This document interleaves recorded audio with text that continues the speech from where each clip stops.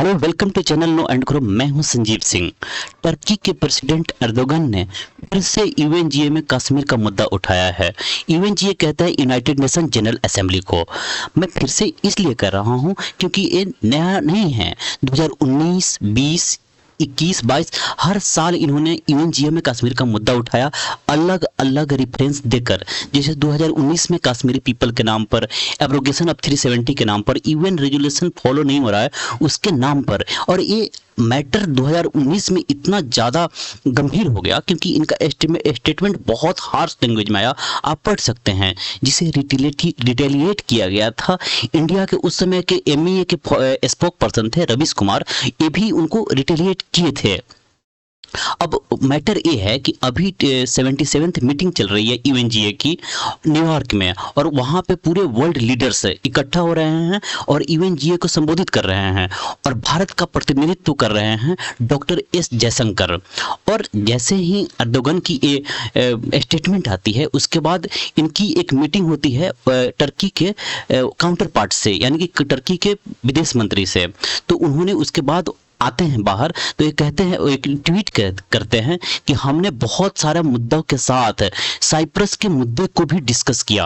अब साइप्रस का मुद्दा ना, टर्की को बहुत ज़्यादा मिर्ची लगी होगी इस पे। समझेंगे हम साइप्रस का मुद्दा क्या है।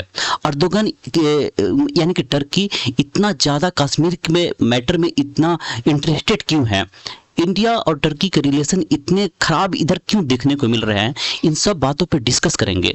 उससे पहले हम थोड़ा सा टर्की का लोकेशन देखते हैं इंडिया के रिस्पेक्ट में। वर्ल्ड मैप पे यहाँ आपको इंडिया दिखेगा, और इंडिया के बाद पूरा मिडिल ईस्ट को के बाद यहाँ पे टर्की दिखेगा। ये टर्की है, और साइप्रस इसके जस्ट नीचे है। ये वाला पार्ट आपको साइप्रस है, ये साइप्रस है, ये टर्की है, ये इंडिया आपको दिख रहा है। तो पूरा मिडिल ईस्ट को कवर करने के बाद यहाँ पे मेडिटेरियन सी के पास यहाँ पे टर्की मिलेगा। और टर्की एक ऐसा मुल्क है जिसका पार्ट एशिया में और यूरोप में, रसिया की तरह दोनों में है। इसका 3% भाग यूरोप में जाता है, जिसे हम थरेस के नाम से जानते हैं। थरेस इसको बोलते हैं, और इस थरेस का कैपिटल है इस्तांबुल। और यहाँ पे जो एशिया वाला पार्ट है टर्की का, इसका कैपिटल है अंकारा। इसलिए हमें टर्की का दो अलग अलग कैपिटल देखने को मिलता है। और इसका साइप्रस से क्या इशू है, इस बात को समझेंगे। अब ये लोकेशन देख के ऐसा लगता है ना कि एक कंट्री इतना दूर है, या इससे इंडिया को कुछ कंसर्न दिखता नहीं है। फिर भी ये पूरी एशिया में, पूरी एशिया ही नहीं बल्कि पूरे वर्ल्ड में भारत का तीसरा सबसे बड़ा सरदर्द बन के बैठा हुआ है, चाइना और पाकिस्तान के बाद। इस बात को हम डिस्कस करेंगे। में इतना खराब रहा नहीं है, क्योंकि जब टर्की पहले ऑटोमन साम्राज्य का पार्ट था, तो उस समय वहाँ के राजा और गुजरात के राजा के संबंध बहुत अच्छे थे। दोनों राज्यों ने मिलकर पुर्तगालीज आक्रमण के खिलाफ लड़ाई लड़ी थी। और उसके बाद जब वर्ल्ड वार फर्स्ट की अगर बात करें, तो उसमें जब टर्की को हार मिलती है, तो उसके बाद वहाँ पर खलीफा के पद के लिए खिलाफत मूवमेंट स्टार्ट हुआ, जिसे इंडियन मुसलमानों के द्वारा बहुत ज़्यादा सपोर्ट किया गया था, और यहाँ तक कि गांधी जी के द्वारा भी इसको समर्थन मिला था। उसके बाद अगर कोल्ड वार के समय की बात करें ना, तो कोल्ड वार के समय हम टर्की से अपना रिलेशन इतना अच्छा इंप्रूव नहीं कर पाए, दोनों मुल्क इंप्रूव नहीं कर पाए। इसका पीछे कारण भी था, क्योंकि उस समय शुरू से ही टर्की नाटो का पार्ट रहा है, और इंडिया उस समय अगुवाई कर रहा था NAM, नॉन अलाइंड मूवमेंट की। तो इसकी वजह से हम कभी रिलेशन उस दौरान डेवलप नहीं कर पाए, कोल्ड वार के समय। और उसके बाद थोड़ा सा 2008 का समय आता है, तो उस समय थोड़ा सा एक सिल्वर लाइनिंग दिखती है, यानी कि ऐसा लगा कि रिलेशन इंप्रूव होगा। कब? जब उस समय भी वहाँ के प्रेसिडेंट एर्दोगन ही थे, और वो इंडिया के विजिट पे आते हैं, मनमोहन सिंह से उनकी मुलाकात होती है। तो उस समय दोनों कंट्रीज ने एक MOU, मेमोरेंडम ऑफ अंडरस्टैंडिंग, इसको कहा जाता है, साइन किया पासेक्स को लेकर। पासेक्स दो कंट्री के नेवीज के बीच में एक्सरसाइज होती है, तो दोनों कंट्री ने इसको साइन किया कि हम दोनों मिलकर पासेक्स एक्सरसाइज करेंगे। और अगर प्रेजेंट सिनेरियो की बात करें ना, तो यहाँ पर भी अगर पिछले दिनों की बात करें, तो एशियो समिट में जो समरकंद उज्बेकिस्तान में हुई थी, तो वहाँ पे एक सरप्राइज मीटिंग होती है, किनके साथ? प्राइम मिनिस्टर मोदी और वहाँ के जो काउंटर पार्ट हैं एर्दोगन के बीच। और ये बिल्कुल सरप्राइज मीटिंग था। इसकी जानकारी न इंडिया में न टर्की में पहले से नहीं थी, ये बिल्कुल सरप्राइज था। तो ये बात बताता है कि प्रेजेंट सिनेरियो में भी हमारा टर्की से रिलेशन खराब नहीं है।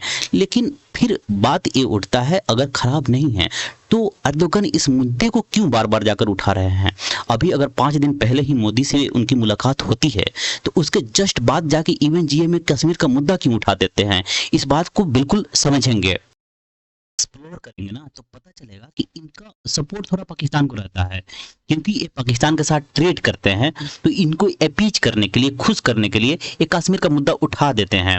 दूसरा अगर देखें तो अभी टर्की की इकोनॉमी थोड़ी सी डाउन जा रही है, इनकी ग्राफ थोड़ी डाउन जा रही है, तो वहाँ के पब्लिक इन्फ्लुएंस करने के लिए कश्मीर का मुद्दा उठाते हैं। लेकिन सबसे बड़ा कारण आपको दिखेगा ना, IOC में ये टर्की अपनी प्रेजेंस को डोमिनेट करना चाहता है। वहाँ से सऊदी अरबिया, UAE जैसे कंट्री की जो प्रेजेंस है उसको साइडलाइन करना चाहता है।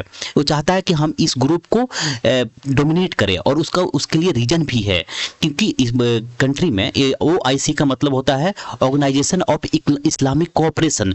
जितने भी मुस्लिम देश हैं तो उनका ये ऑर्गेनाइजेशन है, और इसका ज़्यादा प्रेजेंस आपको दिखेगा एशिया में ही। तो इनको चाहिए एशिया में ही एक कोई ज्वलंत मुद्दा, ताकि ये उठा के वहाँ पे अपनी प्रेजेंस को दिखा पाए। और ये ना इस मुद्दे के साथ साथ ये पूरे OIC की ध्यान अट्रैक्ट करना चाहते हैं, साइप्रस पे सपोर्ट पाना चाहते हैं। अब हम समझेंगे साइप्रस के मुद्दे को, जिसे एस जयशंकर ने उठाया है। इशू को डिस्कस करें, हम साइप्रस के लोकेशन को देख लेते हैं। यहाँ पे साइप्रस आपको मेडिटेरियन सी में मिलेगा। पुराने समय से ही ना इस पार्ट में टर्की से लोग यहाँ पे आके बसते चले गए, और टर्की के बगल में इस साइड एक कंट्री आपको मिलेगा एथेंस, जिसे हम ग्रीस के नाम से भी जानते हैं। तो यहाँ से लोग आकर इस पार्ट पे बसते चले गए। तो ये पूरा आइसलैंड ना 2 ग्रुप के लोगों से ये बसता है। इस साइड जो एथेंस के लोग थे, ग्रीस के लोग, और इस साइड ना टर्किश लोग थे। और ये यही थोड़ा सा सोशल डिसहार्मनी का वजह बनता है। इस तरह से पॉपुलेशन का डिवीजन होता है इस आइसलैंड पे। और बहुत सारे कंट्री के जैसा ही ये भी एक समय पे ब्रिटिश कॉलोनी का पार्ट रहा था। 1950 से ही इस आइलैंड पे रिवेल स्टार्ट हो गए थे। लेकिन प्रॉब्लम ये थी ना कि इनका जो एफर्ट था वो अलग अलग था, क्योंकि यहाँ पे ग्रीस वाले लोग अलग एफर्ट लगा रहे थे। टर्किश साइप्रियोट थे। साइप्रियोट मतलब जैसे इंडिया के लोगों को इंडियंस बोलते हैं, अमेरिका के लोगों को अमेरिकन्स बोलते हैं, उसी तरह साइप्रस के लोगों को साइप्रियोट कहते हैं। तो टर्किश साइप्रियोट जो थे ना वो अलग एफर्ट लगा रहे थे, ग्रीस साइप्रियोट थे वो अलग एफर्ट लगा रहे थे इस आइलैंड को आज़ाद कराने के लिए।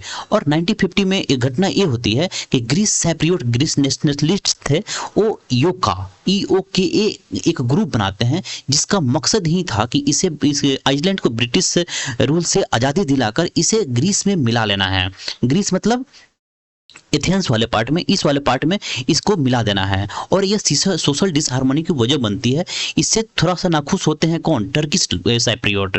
और जब किसी तरह करके 1960 में इसको, इस साइप्रस को ब्रिटिश रूल से आज़ादी मिल जाती है, तो उस समय एक प्रॉब्लम ये होता है कि 30% जो सिविल जॉब थी ना वह टर्किश को एलोकेट कर दी जाती है।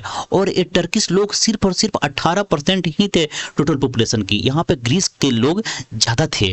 लेकिन तो ये क्या होता है ना कि इससे ग्रीस वाले लोग नाखुश हो जाते हैं बिल्कुल, और इथनिक हैटर्ड दोनों ग्रुप के बीच में गुस्सा पैदा होता है, घृणा पैदा होता है, और सोशल डिस्पैरिटी दोनों मुल्कों के बीच में पैदा होता है, दोनों ग्रुप के बीच में।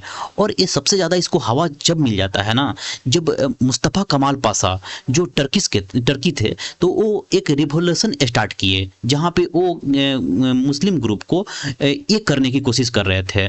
तो उससे क्या है ना कि टर्किश जो इस साइड के टर्किश लोग थे वो इनके इन्फ्लुएंस में आ गए, और उसी समय से ये चाहते थे कि इन लोगों को आज़ाद किया जाए, इन लोगों को आज़ाद किया जाए। तो इसी समय 1974 में क्या होता है ना, टर्की साइप्रस पे अटैक कर देता है। किस नाम पे? कि हम टर्की से साइप्रियोट की सिक्योरिटी की बात कर रहे हैं, कि वहाँ पे ग्रीस वाले लोग अटैक कर रहे हैं जो टर्की के लोग हैं, तो उनको हम आज़ाद करने के लिए, तो वहाँ पे 1974 में उस पर इन्वेट कर देता है, और उसका ये वाला पार्ट, इस पार्ट पे कब्जा कर लेता है, इस पार्ट पे टर्की का कब्जा कर लेता है, और इसका नाम देता है TRNC, Turkey republic of northern Cyprus, यानी कि वो कहता है कि ये वाला जो पार्ट है ना वो टर्की को बिलोंग करता है, ये वाला पार्ट टर्की को बिलोंग करता है। तो मुद्दा यही है, लेकिन इसको सपोर्ट करने वाला दुनिया में सिर्फ एकमात्र ही कंट्री है और वो टर्की ही है। बाकी इसका दुनिया में कोई कंट्री इस TRNC को रिकॉग्नाइज नहीं करती है। तो यही साइप्रस का जो मुद्दा है जिसको लेकर टर्की थोड़ा सा तिलमिला जाता है जब भी कोई बात करता है। तो हम लोग क्या है ना कि सपोर्ट नहीं करते हैं TRNC को। 2019 में जब नरेंद्र मोदी ने वहाँ के साइप्रस के जो PM हैं उसको से उनसे मुलाकात की थी, तो वहाँ पे पूरे साइप्रस के सोलिडरिटी यानी एकता को लेकर वो कहे थे कि हम आपके साथ हैं। यानी कि बहुत सारे कंट्री के साथ साथ भी इस बात को सपोर्ट नहीं करता है इंडिया साइप्रस के डिवीजन को। तो और जो टर्की है वो TRNC को चाहता है कि किसी तरह हम इसको आज़ाद करा ले, वो अपने पार्ट का हिस्सा बना ले, और यही मैटर था जो जयशंकर ने उठाया था। Thank you for watching the video. Thanks a lot.